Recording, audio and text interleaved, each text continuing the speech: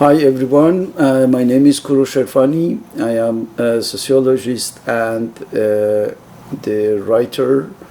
I recently published a book called Infinitylogy, which is a philosophical theory that could be interesting for the current situation of our society, our world, since this theory is suggesting that we can effectively overcome all the shortage that we have if we can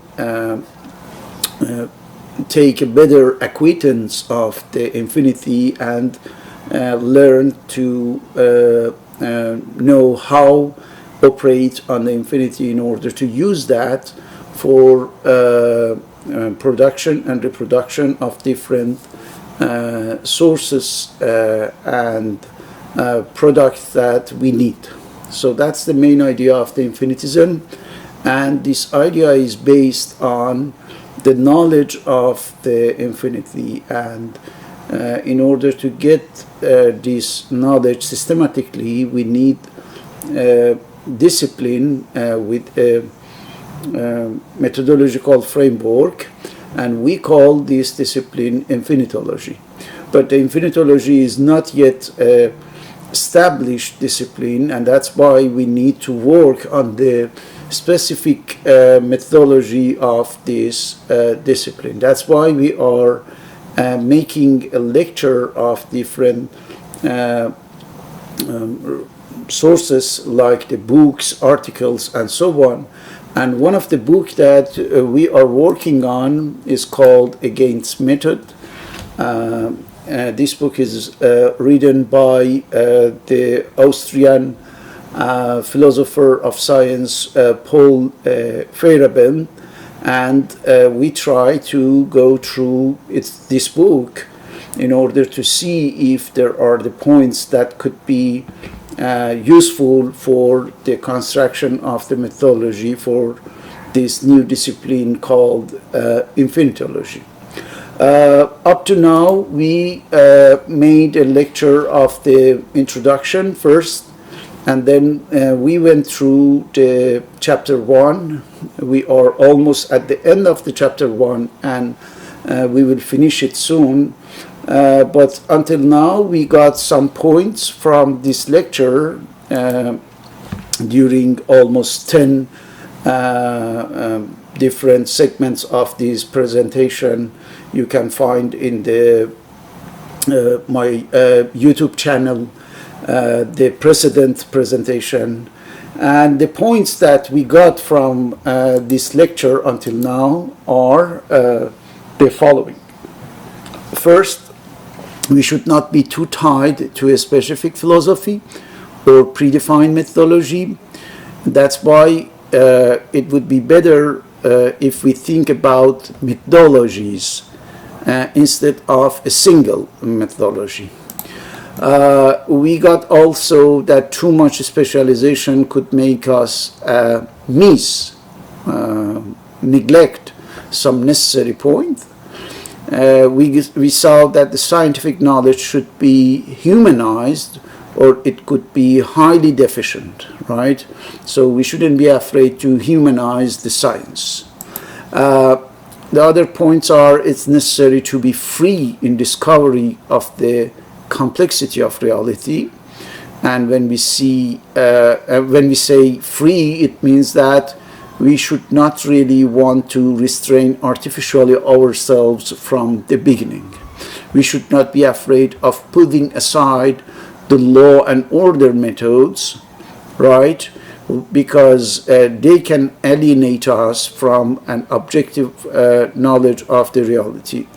Also, a free-thinking way won't lead to any chaos. We shouldn't be afraid about the finding ourselves in a chaotic situation.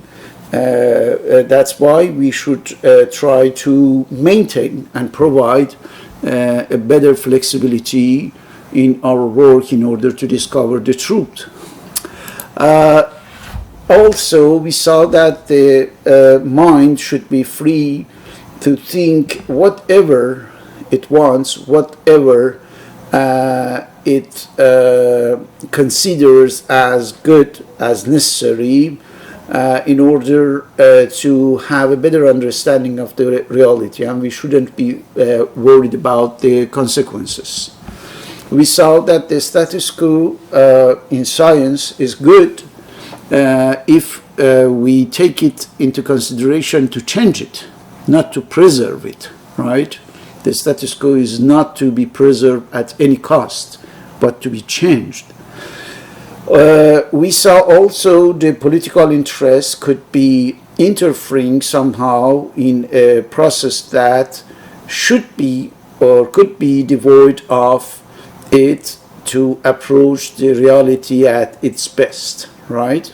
So not really, we shouldn't try to get involved the political interest in a scientific work.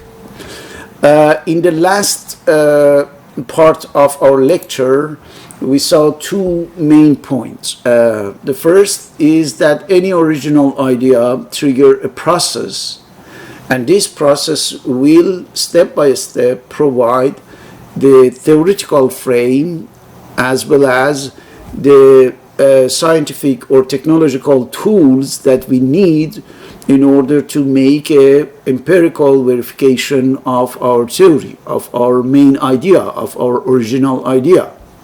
So that's why we should not be afraid of lack of clarity when we start, because we know that step by step we will get more and more clarification, explanation, and finally we can check and test our idea. That's the main points that we got from the book Against Method from the Professor Paul Feyerabend, and we will continue to finish today the last part of the chapter 1. All right, we follow from here now.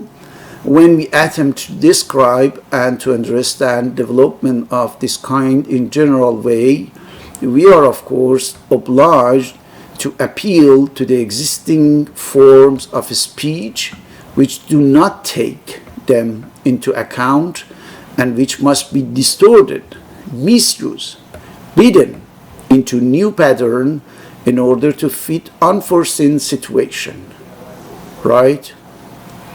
So here it's a question of the language as a tool, as the main tool of the explanation of an idea, right? We don't have any other tools for now, and we should try to get to use different words, different linguistic pattern, the grammar of a language in order to elaborate our idea and present the new things inside of our idea.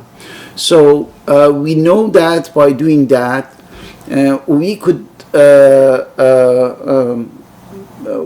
alter the meaning of what we are thinking, because as soon as you start to formulate something in order to give it linguistic expression, you are distorting that, right? You are deforming that because there is no really a universal agreement on the meaning of the different terms or in the usage of different formulation that we can use in order to present our idea, to express our idea. So that's why we should take it as a normal part of the process. We shouldn't be afraid about that. We know the deficiency of the language. We know the shortage of the linguistic presentation, and that's why we are not afraid, right? Because as you can see here, there is an additional explanation of this phrase. It said, in order to fit unforeseen situation without a constant misuse of language there cannot be any discovery, any progress. So, which means that is a natural part of the discovery if you are misusing the language, if you are exaggerating about some points, if you are mispresenting some other points. So that's normal, because at the end of the day we don't have anything else that right? So that's why we deal with and we try to go through the process. And as we said in the precedent part, we know that at the end of the day we would have, even with all these deficient linguistic blocks or linguistic presentation, we know that we will have the clarification. We will have the explanation to provide. So that's why we shouldn't be really worried about this. Now, moreover, since the traditional categories are the gospel of everyday thinking, like what? Like the ordinary scientific thinking, for example, and of everyday practice, you see, everyday thinking, that's the theoretical aspect, conceptual one, and everyday practice, such an attempt at understanding something, in effect presents rules and forms of false thinking and action, right? What we are using as the traditional categories, they are there, they are used and overused sometimes abundantly by everyone, because this is finally all we have to communicate with each other on the complex subject. We are not talking about the things like the mathematics, for example, with their specific language. We are talking about the language in the common sense of the term. And you can see that finally when we are using the different categories of the language, these are almost like the gospel, all right? Like the everyday repetitive sayings that we are producing and reproducing every day, not only in the theoretical field, but also in the practical activity of the science. And we try to create an understanding thanks to that, right? Because as you can see here, it's a question of attempt at understanding. We attempt to understand something. We are not sure about that, but we try to understand that. We try to make sense of this or that, right? So at the same time, these are the rules and forms of completely false thinking and action. See? We know that. Why false? Here, the explanation. False, that is, from the standpoint of scientific common sense. Scientific common sense. So, we are producing a lot of things that could look like normal, look like ordinary scientific thinking, or the attempt of understanding, but when you go through the content of that, you realize that from a standpoint of scientific common sense, these are the rules that are completely false, right? False thinking, false action. Now, this is why we shouldn't be worried about that, why we shouldn't be alarmed about the false aspect of our thinking or our practice. The reason is the following. So here it said, this is how dialectical thinking arises, as a form of thought that dissolves into nothing the detailed determination of the understanding, formal logic included. So you can see that because of this right aspect and false aspect of the things, a dialectical relationship is created among the different thoughts that we are suggesting. And from this dialectical thinking, we get effectively a form of thought that go through into nothing the detailed determinations of understanding, So, which means that it is finally kind of lost or sunk, right, in the detailed determinations of understanding. It's finally over there that you can find a track of these ideas. And that's why we said dialectical, which means that there are the theses, there are the antitheses, and there are the syntheses. And understanding here is a kind of synthesis of this dialectical thinking, where you can find the false thinking, the false action beside the scientific common sense, right? And even when we are talking about the formal logic, it is included in this process, in this production of the dialectical thinking, right? So we shouldn't be afraid. That's the idea. That's the main idea of this paragraph. We shouldn't be afraid if there is something that is not as usual as we are thinking as a scientific common sense, as the obvious scientific assertion, for example. We shouldn't be afraid about that. Why? Because what we are suggesting will be dealing with this common scientific sense, and at a given moment we will have a result, a combination of them. That's the dialectical thinkings, right? And this result, this outcome, this output would be effectively our understanding. Our understanding in a general meaning of the term, but sometimes very precise, like the formal logic, for example. Even the formal logic is the result, the outcome, the upshot of such a process. That's why we shouldn't be afraid about that. Now, incidentally, it should be pointed out that my frequent use of such words as progress, advance, improvement, etc., does not mean that I claim to possess special knowledge about what is good and what is bad in the sciences, and that I want to impose this knowledge upon my readers.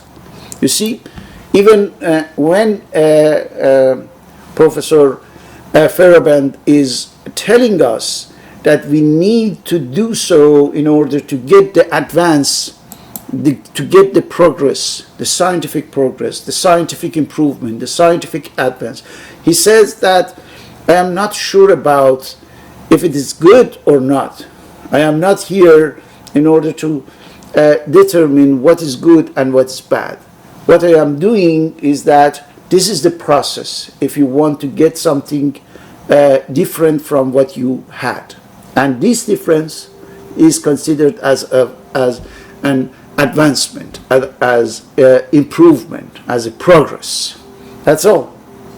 It's not a question of determining ethically or something like that, good and bad at all, right? That's why he said that I don't have any special knowledge about what's good and what's bad. So that's why then we see everyone can read the terms in his own way. What could be an advance or improvement or not depends really on the way that you are make your lecture of that, your understanding, how you are making your understanding up, your meaning up from this assertion, from these statements, and how in accordance with the tradition to which he belongs. So if you are a socialist, if you are an anarchist, if you are an existentialist, and so on, you can have your specific readings of the terms in your way, right? In accordance or in compliance with what you believe in as ideology or as the theoretical framework or as philosophy, for example. So, but when it comes to empiricists, those who believe in the necessity of the empirical approach to approve something. So, thus for an empiricist, progress will mean transition to a theory that provides direct empirical test for most of its basic assumption, right? That's the belief and that's the methodology of the empiricism, that we should have the theory that can be checked, can be tested, can be verified, right? So empirically we can effectively test that, we can verify that. So then we got this explanation.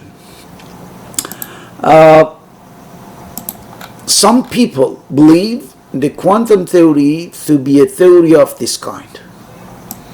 So we are not sure about that, but we can start to test that. Don't forget that this book and this article belongs to almost, not the beginning, but at the first stage of the quantum theory. Right? It's in the 20th century and between 70s to 90s. Right? That's the what he is talking about. For others, progress may mean unification and harmony, perhaps even at the expense of empirical adequacy, right? Which means that if you have a coherent theory, it's good. It had some credibility because of its coherency, because of the cohesive structure of this theory. And you don't need necessarily to, go through an empirical process in order to validate that. Some people think like this. Now, this is how Einstein viewed the general theory of relativity. And my thesis is that anarchism, we are talking about the epistemological anarchism, helps to achieve progress in any one of the senses one cares to choose. So you see that Professor Feyerabend is telling us that don't be afraid of the term anarchism when it comes to the philosophy or epistemology, because here it's a question of choosing a way whatsoever in order to produce the scientific progress. That's all. It's a almost total methodological freedom. A freedom that can help you to use the different approaches, the different notions, the different standpoint in order to push the science forward. So what could be bad inside it based on his idea? Even a law and order science will succeed only if anarchistic moves are occasionally, not systematically, allowed to take place. Occasionally allowed to take place. So that's why even for those who are the follower of this idea of the law and order methodology in science, it would be good, it would be recommended to, have an anarchistic approach in order to have another view, a different view on the subject, on the topic, and then get the new ideas about that. He continues, it's clear then that the idea of a fixed method or a fixed theory of rationality rests on too naive a view of man and his social surrounding, right? We know that when you are imposing a fixed method or a fixed theory of rationality to such a complex phenomenon like the society, for example, even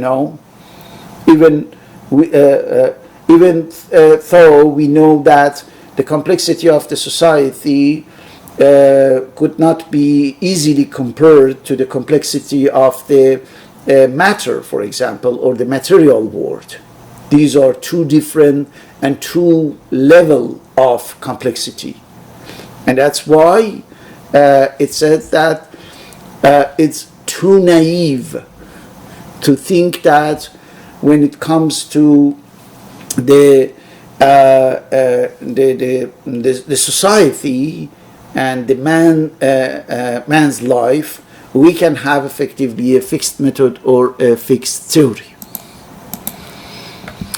To those who look at the rich material provided by history and who are not intent on impoverishing it in order to please their lower instinct, their craving for intellectual security in the form of clarity, precision, objectivity, truth, it will become clear that there is only one principle that can be defended under all circumstances and in all stages of human development. What is this? So let me come back here. To those who look at the rich material provided by the history.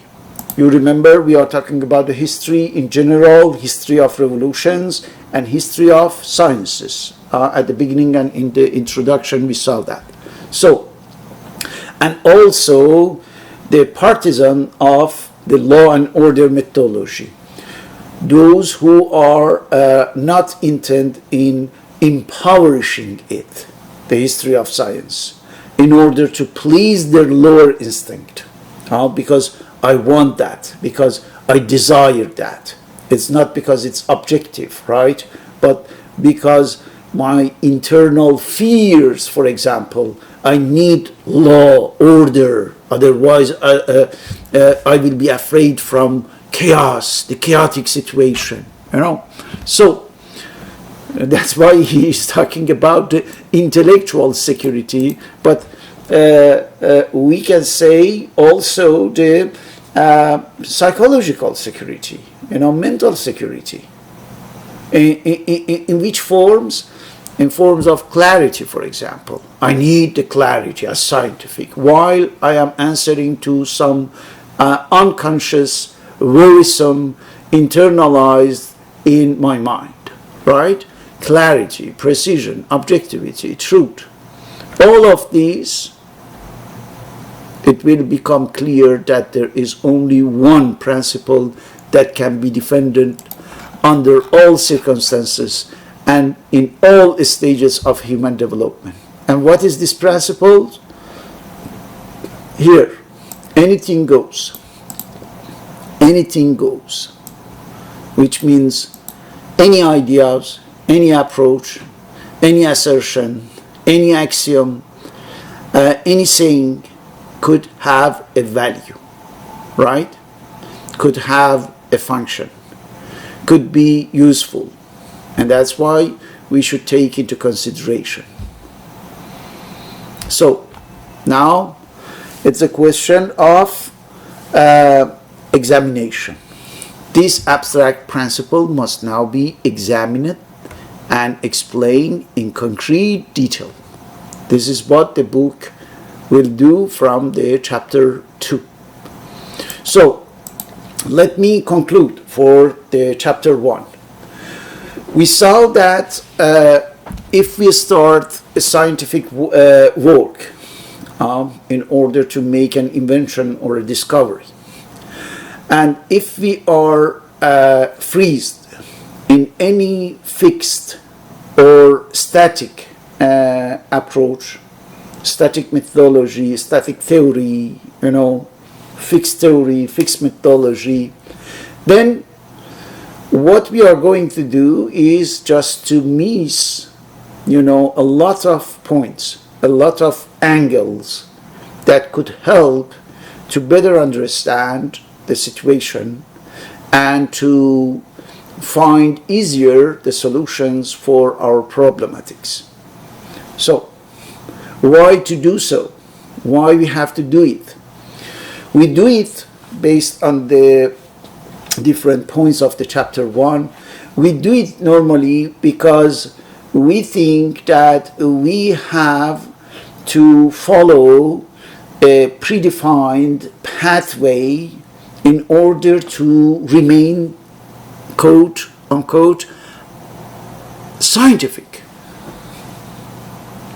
An absurd idea, a very weird idea that scientific means that we have to follow only one methodology, one methodic way, or one methodological system, while the epistemological anarchism is suggesting something or a situation or a setting completely on the contrary, completely different, saying that not only we should not obey, with one single methodological perspective, but we should take into consideration any single other ideas, any single other suggestion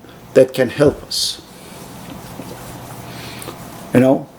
Everything goes means that. It means that when we have a flexible mind, this flexibility can come to help, the scientific discovery, the scientific progress. Why? It's very simple, because we are not prisoner of one limited and restrained, framework or vision that will help us, to have some psychological, or as it says, intellectual security, intellectual assurance, but at the same time, we are missing a lot of other opportunity to understand better and deeper the complexity of the subject on which we are working. So why we have to deprive us? That's a question. Why we have to deprive us from all the opportunities, all the epistemological opportunities that this flexibility, this intellectual, methodological flexibility can bring about? That's the question. Why we should follow blindly one single method because it is said that it's scientific, and you don't have to do anything else but just follow by the book, step by step, and exactly what it is said. No, we can do differently. We can do in a complete different way. So that's why we should not be, very worried about the innovation that we can inject in what we are doing. And the last point in this presentation is regarding what we did already in infinitism, not infinitylogy, because we said that the infinitism is a philosophical theory, right? And infinitylogy is a methodological framework for infinitism. That's the interrelation between them. In the infinitism, we suggest a lot of new ideas, weird ideas, sometimes completely new, and innovative. For example, in somewhere in my writings that I published or I am going to publish, I am talking about how we can alter, the structure of universe. That's a big saying. That's a huge claim. How a tiny element of this huge setting that we called universe, that in which there is no limit, there is no boundary at all. How it claims on this little planet called Earth that I will do in such a way, I will progress in such a way that one day I can change the structure of the universe. What does it mean exactly? How you can change the structure? How you can think about acting, in such a huge and colossal scope of the universe. That's just one idea of the infinitism. But what is interesting is that if we think about this, that's here, anything goes. That's exactly a good example of that. Anything goes. So, if we dare thinking about this, if we dare using the language and our imagination to formulate the idea of changing the structure of the universe, then suddenly a new horizon opens, in front of us. And we can see something different. We have no idea about what does it mean exactly, how it could be, how complex, how, far it is. But these are the clarification that we said that will come progressively, step by step. What is important at this point is that now we have a new idea. Now we have a new crazy idea. You remember the expression Professor Feyerabend was using about the silly cosmology. That's it. That's a silly cosmology integrated in the philosophical theory called infinitism. That our imagination, our human imagination, doesn't have any boundary, doesn't have any border, any end, any limitation. We can imagine anything we want. That's why I am talking about the changing our existential level, our existential orbit, and transcend through a new existential level. What does it mean? I don't know at all. I don't know the hell what it means exactly. But what I know is that if we can formulate it, if we can develop it, if we can elaborate step by step, week after week, month after month, year after year, at a given moment in 1,000 years or in 10,000 years, this idea of changing the structure of the universe, changing our existential level will take some meaning, will take some, empirical possibility of being verified, being tested, being suggestive for some scientific in order to do something. in 1,000 years, in 100 years, in X years, we don't know, but as soon as the idea is presented, we have already triggered the process.